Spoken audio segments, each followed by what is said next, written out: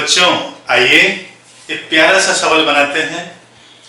The product of all the solutions of the equation x minus 3 whole square minus 4 into mod x minus 3 plus 3 equal to 0 is. ठीक है, तो इसका जो solutions हैं उनका product निकालना है।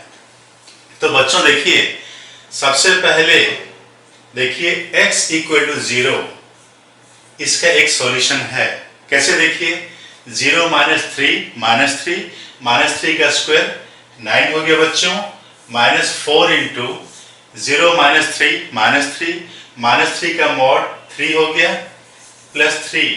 देखिए 9 प्लस 3 12 माइनस 12 0, सेटिस्फाई कर रहा है। तो x इक्वल टू 0 इसका एक सॉल्यूशन है, 0 इसका एक सॉल्यूशन है। तो 0 के साथ बाकी जो भी सॉल्यूशंस हैं उनका मल्टीप्लाई करेंगे, 0 ही तो आएगा। Therefore the answer is 0। समझ गए बच्चों?